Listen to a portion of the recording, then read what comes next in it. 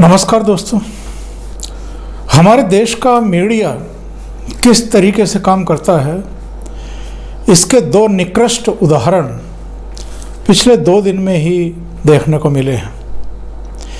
एक सोमवार को जब अर्णब गोस्वामी से मुंबई पुलिस ने 12.5 घंटे की मैराथन पूछताछ की, उनको इंट्रोगेट किया और 1-2 चैनलों को छोड़ करके बाकी सारे मीडिया हाउसेस ने इस पर चुप्पी साध ली।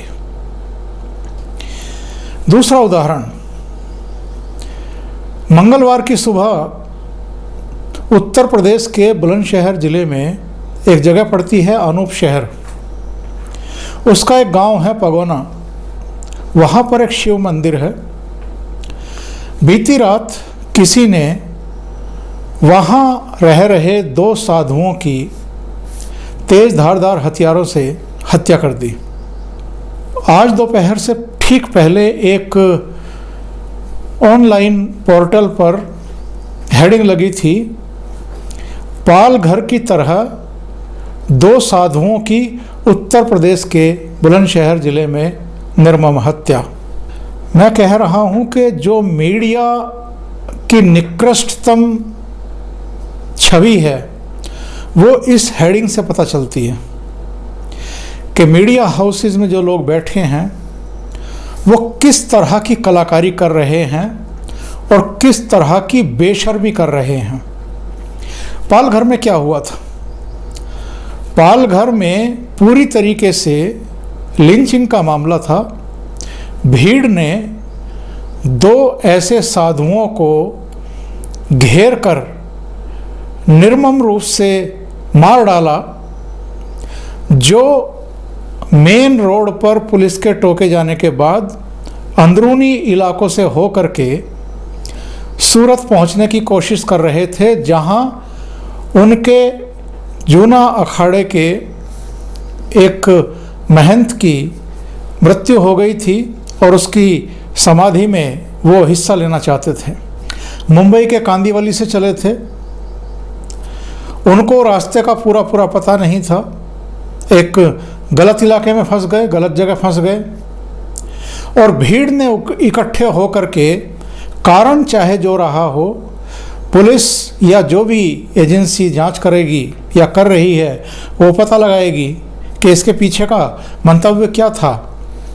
लेकिन वहाँ 2 साधुओं को घेर करके भीड़ ने मार डाला था पुलिस की मौजूदगी में। बल्कि जो वीडियो फुटेज सामने आई है उसमें ये भी साफ है कि पुलिस ने ही उन्हें एक तरीके से भीड़ के सुपुर्द कर दिया और भीड़ ने उनको पीट करके मार डाला।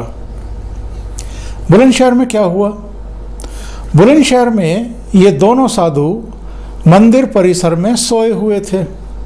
पिछले 10 साल से वो उसी मंदिर में पूजा पाठ का काम देखते थे।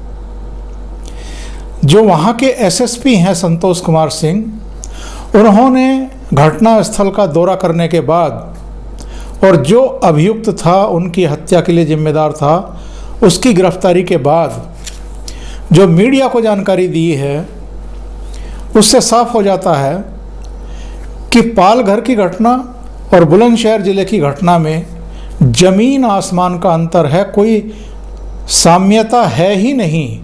फिर कैसे कोई अखबार ये लिखता है कि पाल घर की तरह बुलंदशहर जिले में भी 2 साधुओं की हत्या?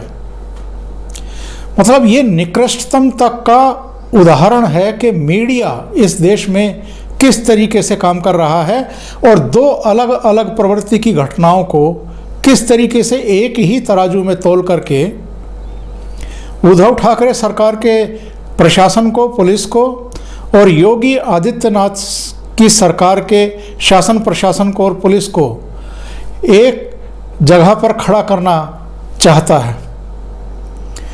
वहाँ भीड़ ने 2 साधुओं की हत्या की।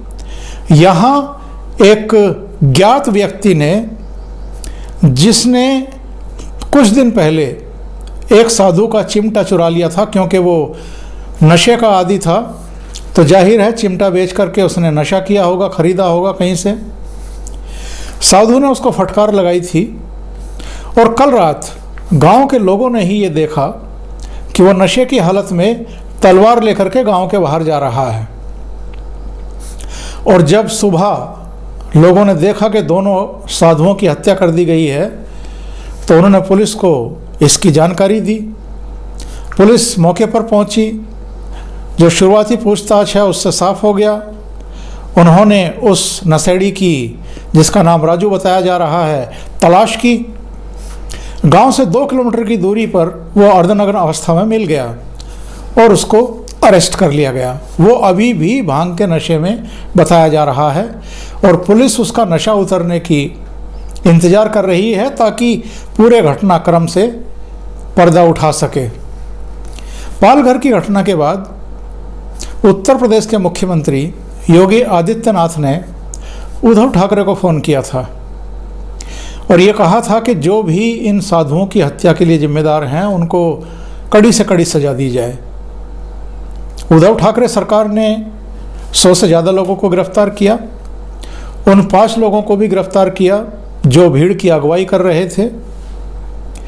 और अब बताते हैं उद्धव ठाकरे ने योगी आदित्यनाथ को फ़ोन किया। पता नहीं बुलंदशहर की घटना से रिलेटेड ही उन्होंने बातचीत की है या कुछ और मुद्दे थे, लेकिन इसमें राजनीतिक एंगल देखिए। दूसरे, पालघर की घटना के बाद से जो गांधी नेहरू परिवार चुप्पी साधे बैठा था, अर्णब गोस्वामी को भी तो इसीलिए पुलिस उठा करके 12 घंटे तक पूछती रही कि आपने सोनिया गांधी से ये तीखा सवाल क्यों पूछा कि पालघर पर वो क्यों चुप्पी साधे हुए हैं। उस गांधी नेहरू परिवार की प्रियंका वाड्रा ने एक ट्वीट आज जारी किया और उन्होंने कहा कि अप्रैल के शुरू के 15 दिनों में ही उत्तर प्रदेश में 100 से ज़्यादा लोगों की हत्या हो चुकी है। अभी एटा में एक परिवार के ही 5 लोगों की संदिग्ध अवस्था में लाशें मिली थी, उसका भी पता नहीं चला है कि क्या कारण थे। और अब बुलंदशहर ज़िले में 2 साधुओं की हत्या हो गई है। उन्होंने अपने ट्वीट में कहा कि इसका राजनीतिकरण ना किया जाए और इसके मूल में क्या कारण हैं वो पता लगाए जाए। यानी प्रियंका वाड्रा, राहुल गांधी, सोनिया गांधी, जहां उनके समर्थन से सरकार चल रही है महाराष्ट्र में, उसके पालघर में अगर 2 साधुओं को भीड़ पीट पीट करके मार डालती है तो ये तीनों चुप्पी साध जाते हैं। लेकिन अगर भारतीय जनता पार्टी के शासित राज्य में कोई घटना हो जाती है तो तुरंत ये लोग ट्वीट करना शुरू कर देते हैं। और यही सवाल अर्णब गोस्वामी ने उठाए थे कि आप सेलेक्टिव तरीके से बयानबाजी करते हैं, सेलेक्टिव तरीके से राज्यों को छांटते हैं कि कहाँ क्या घटना हो रही है और तब बयानबाजी करते हैं। अगर आपके शासित राज्य में, अगर आपके द्वारा समर्थित किसी चीफ मिनिस्टर के राज्य में कोई घटना होती है तो आप चुप्पी साध जाते हैं। ये राजनीति नहीं है, ये घटनाओं का सांप्रदायिकरण करना नहीं है तो क्या है।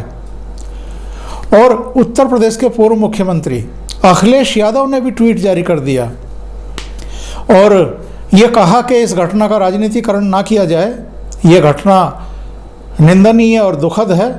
इनके पीछे की जो हिंसक मनोवृत्ति का जो मूल कारण है या आपराधिक कारण है उसकी जो है गहराई से तलाश करने की ज़रूरत है और उसी आधार पर समय रहते न्यायोचित कार्रवाई की जाए।